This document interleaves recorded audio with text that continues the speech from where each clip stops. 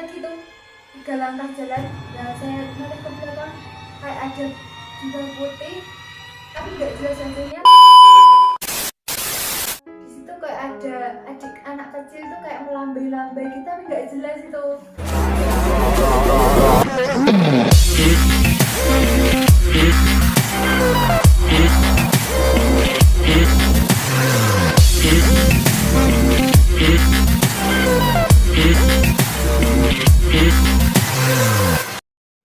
Halo semuanya, selamat datang di konten Pecah Pengalaman Cerita Horor. Bersama saya Muhammad Syarif Daitulo Saputra, dan di samping saya sudah ada Agista Isma. Luar biasa. Oke, di konten sebelumnya tuh ada beberapa komentar dan ada beberapa masukan. Bang, coba pakai bahasa Indonesia. Oke, laksanakan. Oke, kembali dari konten awal, pengalaman cerita horor. Iya. Kamu pernah nggak ngalamin cerita horor? Pernah dong, pastinya itu setiap manusia juga pernah mengalami cerita mistis ya, Mbak. Dulu itu cerita saya waktu MTS. Waktu MTS kan kita di Mahat ya, Bang. Terus itu kan banyak ujian ya, kayak ujian ulangan akhir semester, terus UMBN, persiapan mau UN tapi jadinya nggak UN. Terus kayak pokoknya ujian-ujian tryout itu tau. Terus saya dan teman saya itu kan pas waktu akhir itu udah kayak usaha tobat gitu ya, mau belajar, terus kan usaha kayak biar nilainya bagus gitu tau.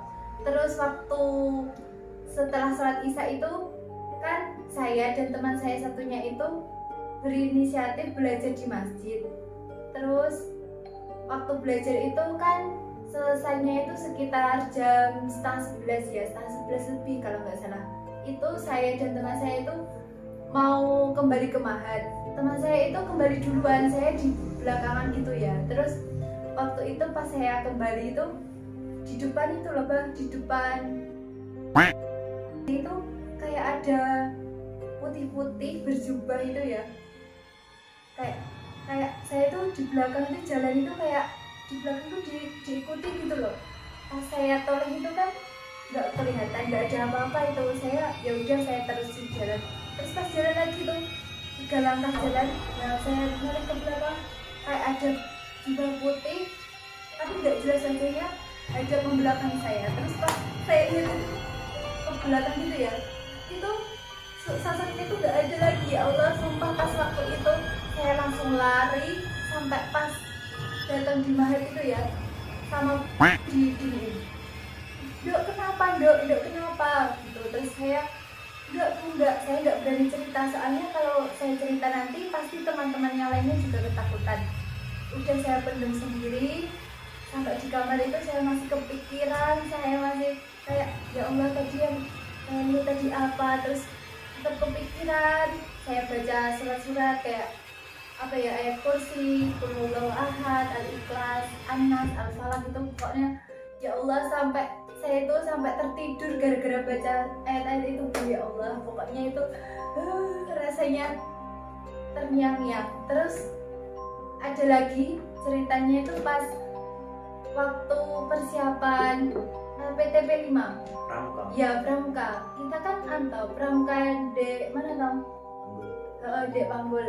Terus pas Pramuka itu kan persiapannya itu di jam biasanya setelah istirahat, setelah waktu luang setelah istirahat, terus di waktu-waktu sore hari setelah pulang sekolah. Terus pas di akhir itu persiapan mau besoknya berangkat itu pas jam gladi bersihnya itu jam berapa tambah? Sekitar jam lemburnya itu sampai pokoknya malam, sampai setengah 11 sampai jam berapa gitu. Terus waktu itu kan saya sama teman-teman itu di kayak berkumpul ya, nyiapin ini buat ring, ini buat yang ikut korlap, ini buat yang ikut apa LCC, terus ini yang buat ikut kayak TTG itu ya. Terus itu nyiapin fokus sama bidangnya masing-masing tau.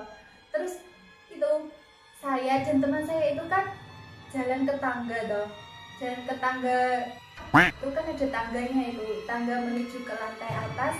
Waktu itu dari atas tuh kayak ada barang jatuh, kayak kresek, tapi bukan kresek, kayak apa ya bang, kayak warnanya itu hitam gitu loh. Pas dilihat itu kiranya kresek jatuh tau. Nah pas dilihat itu nggak ada apa-apa, ya Allah, bayangkan, langsung lari aku sama teman-teman itu lari. Ya Allah, tadi apa yang dilihat? Ternyata nggak ada apa-apa. Ya itu sih Cuma pengalaman. halu apa? Nggak tahu itu antara halu apakah sosok yang nggak tahu. Pokoknya sih cerita mistis itu antara pikiran kita sama kayak, ya itu emang ada, itu emang penunggu di bangunan itu atau di ruangan itu. Pastinya ya, semua tempat itu di mana aja yang nggak pernah ditinggali berapa hari ya Pak? 5 hari aja udah pasti ada yang nunggu, nggak mungkin kalau nggak ada. Kalau kamu pengalaman mistismu apa Bang? Kalau aku ya, Ya, saat itu hari Sabtu malam minggu. ya, Pas hari Sabtu itu masih di kos-kosan pulang sekolah. Terus malam harinya itu kepikiran, kan besoknya itu hari Minggu. Kenapa nggak pulang aja? Kan besoknya libur. ya. Terus pas malam minggunya itu saya dikabari teman saya, Rik, ndak balik nang Jungan toh? Bahasa Jawa kuwi. Ya, Lah, langsung saya kepikiran gini. Oh iya ya, pulang aja pulang. kenapa nggak pulang aja? Kan itu posisinya itu udah malam, udah jam 8 lebih lah. Kan itu pertama kalinya saya pulang ke Munjungan malam-malam. Malam, ya. Oke, berangkat itu nggak ada apa-apa di jalan kotanya. Terus di jalan Kampak Munjungannya di rengek-rengek. Di situ ada gimana ya? Seperti ada suara bel truk Oh, tin tit. gitu. Terus kan saya mendengar Ya, batin. Itu suara apa ya? Gitu. Terus kan itu masih di rengek-rengeknya itu. ya. Pas di jalan tanjakan turun Oh. itu toh. Ekstrim. Ya, pokoknya yang ekstrim biasanya ada kecelakaan itu. Ya. Pas itu kan saya mendengar loh, ini suara apa? Terus saya kepikiran kalau itu tuh suara bel truk. Ya. Nah. Terus udah apa gitu? Lah, kan posisi saya di belakang, teman saya yang nyetir ngarepui tak omongi, awas, di depan ada truk gitu. Terus teman saya itu cuma biasa Ya, pokoknya biasa nggak kedengeran paling dia. mikir saya, iya jenenge kan nek ngono ki ya wis lah ngono. Lah, terus saat sampai bawah rengek-rengek itu kan ada dataran loh, Ya, dataran sedikit. sedikit. Di situ tuh ada mobil polisi apa namanya? Ya, mau kemana sih? Apa lah? Ya enak lah pokok Ya, mobil pokoknya polisi. mobil polisi buat patroli itu tau. Terus polisinya itu kok nyuruh berhenti. Ya, Terus saat berhenti itu aku tanya ke teman saya, ada apa? Gitu. Terus teman saya juga kebingungan, ada apa malam-malam kok ada ada polisi. Ya, Lah, pas saya tanya ke Pak polisinya, udah merinding. ada apa Pak? Terus kata polisinya apa? Coba. Ada kecelakaan. Aduh.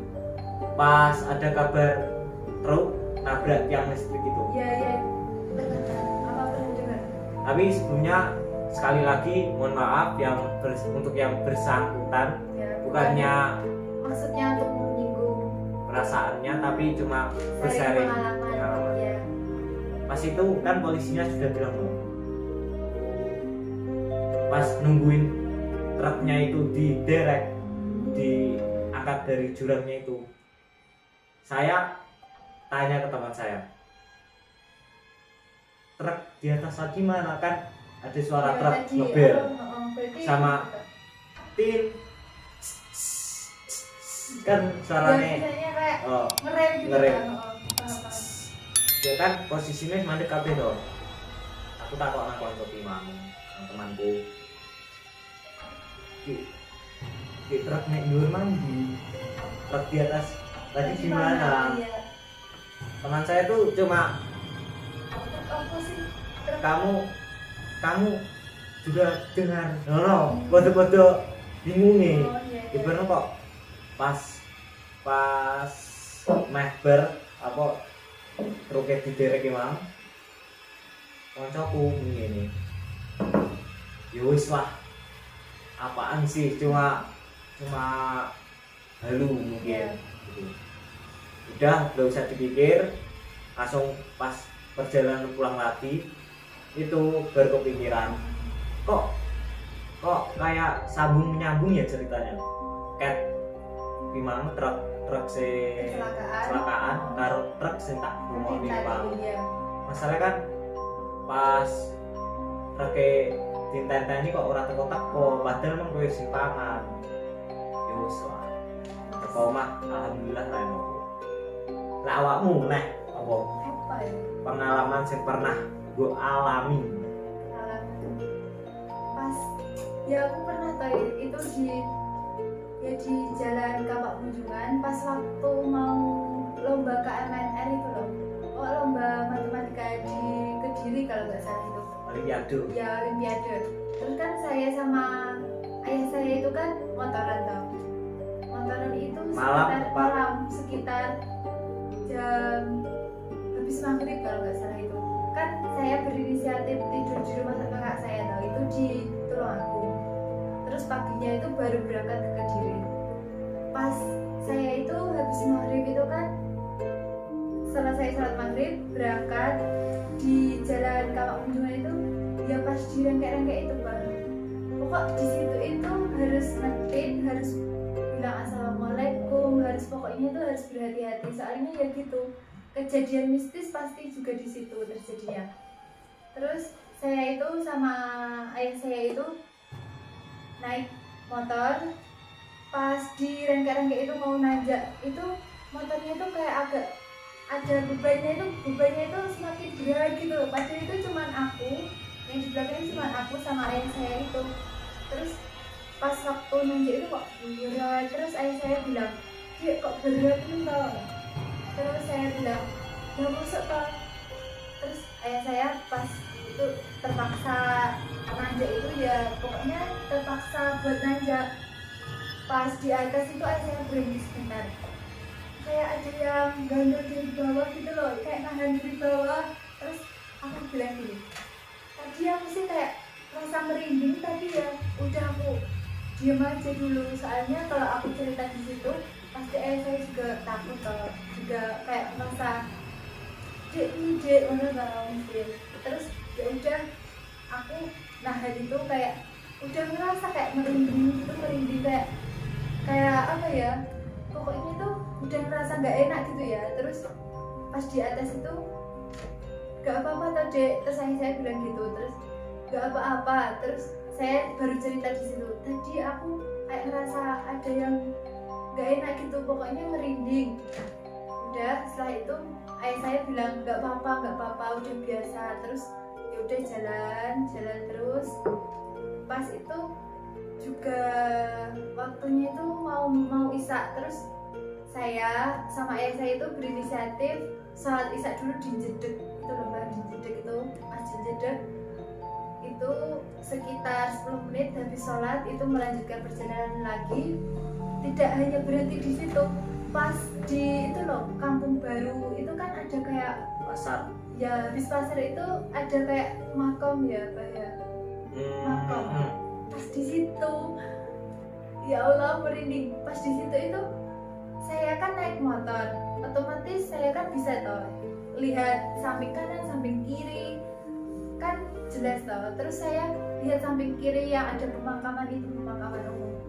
Di situ kayak ada adik anak kecil itu kayak melambai-lambai gitu tapi nggak jelas itu wajahnya. Ya Allah saya merinding. Pas di situ itu saya kayak merasa duh itu apa.